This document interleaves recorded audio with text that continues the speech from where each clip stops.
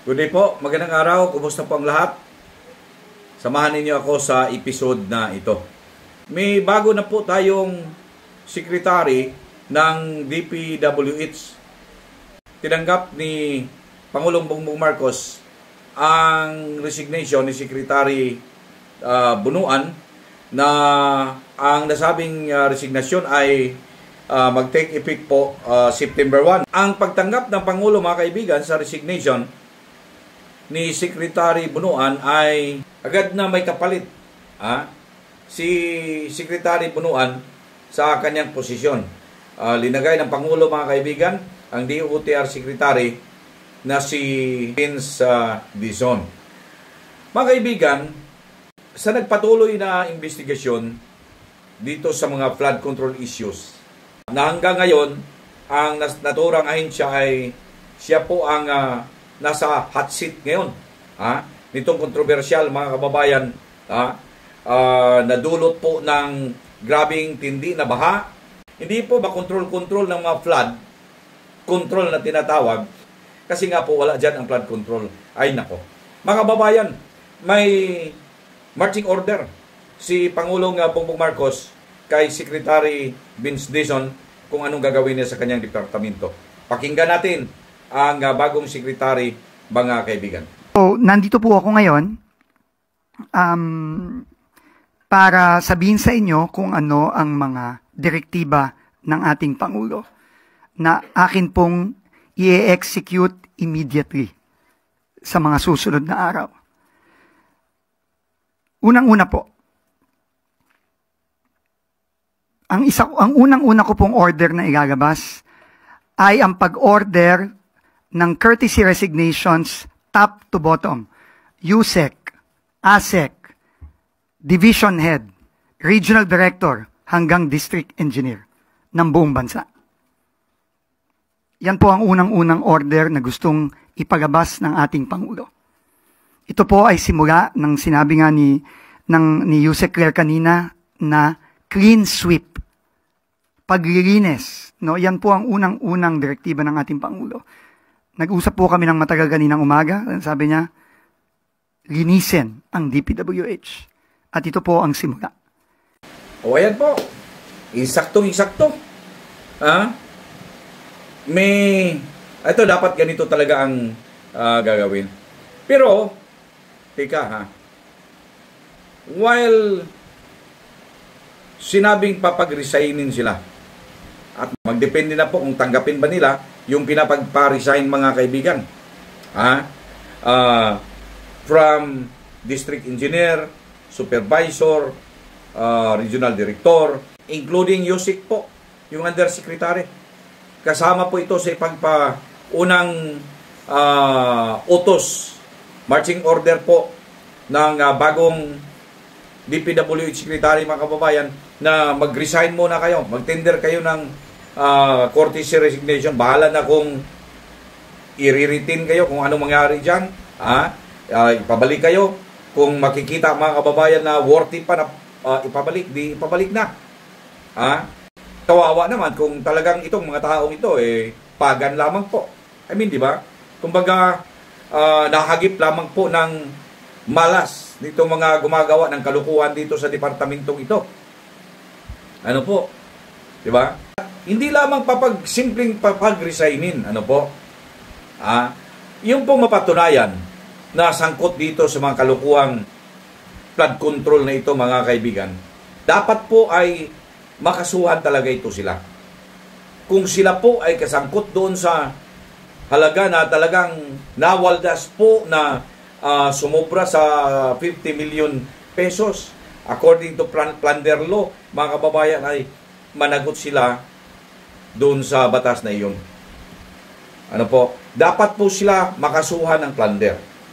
At kung hindi po ako nagkakamali, itong plunder na ito, may kaparusahan po na ito na pagkabilanggo na reclusion perpetua. Hindi nagkamali ako sa aking recollection tungkol po doon sa penalty na yan. Dapat mapasama talaga sa investigasyon. It's not enough na sila ay papag-resignin, tanggapin ang kanilang resignation, pagkatapos hayaan na lang silang policy na para bang bula na nawala. Ano po? Dapat hindi ganon. Still mananagot pa rin sila, mga kababayan. Still mananagot. Dapat makasuhan.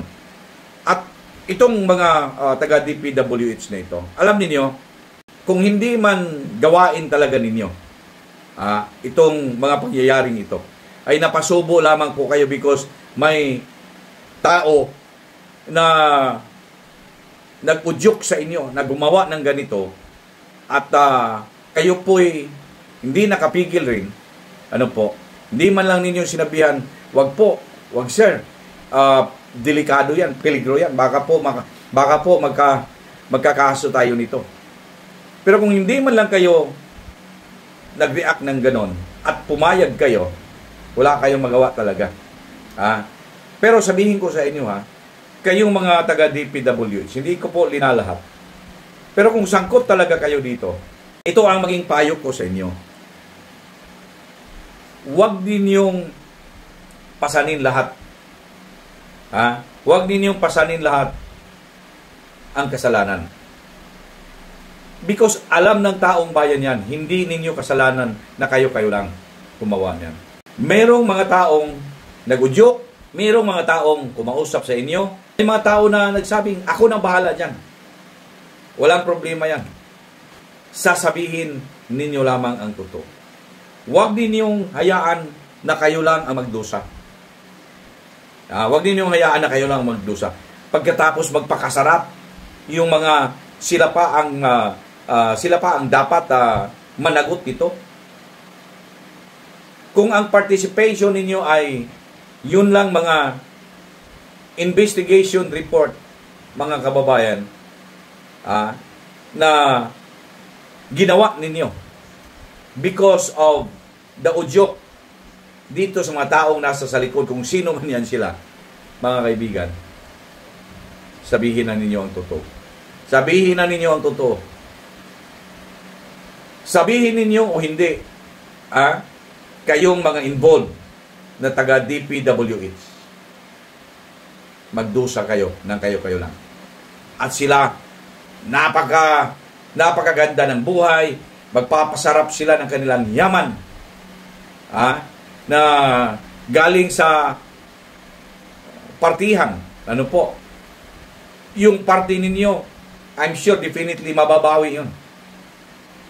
I'm sure mababawi yun. Kukunin talaga yun ng gobyerno. Kahit na anong klaseng ari-arian meron kayo. Ang dali lang yan hanapin kung saan nag-umpisa, nagkaroon kayo ng ganyan Yung taon lang of acquisition yan. Malaman na yan. At mababawi yan. Siguradong sigurado. Kung napakasarap ang buhay ninyo, dapas 3 taon. At parang sino kayong bilyonaryo na pinaghirapan talaga, pawis ng trabaho nila, kanilang mga tao, mag-isip kung paano palaguin ang negosyo. Kung ganon sila, okay yun. Pero kung kayo, pinagpawisan kayo, paano niyo planuhin ang kalukuhan na ito, pagkatapos na plano na niyo, yun, pasok na ang pera. Sabihin ko sa inyo, kung hindi ninyo sabihin na kung sino talaga ang inyong kasabwat, kayo lang po ang magdusa. Kahit na sa pamilya ninyo walang maiiwan, except yung inyo pong napatayo ninyo nung kayo po ay hindi pa po pumasok sa kalukuhan ito. Pagpasok ninyo ng kalukuhan ito, nakapundar kayo o meron kayong mga ari-arian kung ano-anong klase yan, ito questionable. At siguradong sigurado ito, mababawi. Zero kayo dyan. Zero kayo dyan. Makasuhan pa kayo criminally, i-order pa na ipabalik ang pera sa gobyerno. Kawawa kayo. Payag kayo ng ganyan? Na kayo lang ang magtiis? Samantala yung mga nag-udyok sa inyo, nagpapasarap sa buhay? Nasa sa inyo yan, kung gusto ninyo. But if I were you, sabihin na ninyo ang totoo. Makakatulong pa kayo para maituwid natin itong kamalian na ito sa ating gobyerno. And maybe, kung hindi kayo most guilty dito, Baka maging state witness pa kayo sa mga criminal cases na kaharapin ninyo. Ano po? Pwede mapabalik o makuha yung mga ari-arian ninyo na hindi naman talaga legally nakuha through sa pawis at kilos at gawa ninyo o galaw ninyo. Mababawi man sa inyo yun. At least, hindi po kayo mabilanggo. Okay na lang yun. Total naman, di naman talaga ninyo pinagpaguran yan eh. Wag lang mabilanggo. Una, nakakahiya po na bilanggo kayo nang dahil sa ganyang korupsyon na nangyari. Nakakahiya po. Huwag ninyong pahintulutan na ito ang mangyari sa buhay ninyo. Kayong lahat, kung sino man ang mga involved dito mga kababayan, sa isyong ito. Kasi talagang kalukuhan ito. Dapat talaga makukulong. Ngayon, kung hindi ninyo gusto na makulong kayo, sabihin na ninyo ang totoo. Para matulungan kayo ng mga investigating body. Ang Senate Blue Ribbon Committee. Kawawa kayo mga sir, ma'am.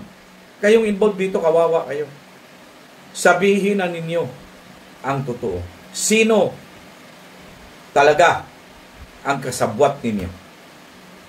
Kongresista ba ito? Gobernador ba yan? Mayor ba yan? O sino ba? For your comments, just write it down below. At huwag kalimutan mag-subscribe sa ating channel, Broadcasters Viewpoint. At syempre, huwag naman na kalimutan din mag-share and don't forget also to hit the bell button para lagi po tayong updated.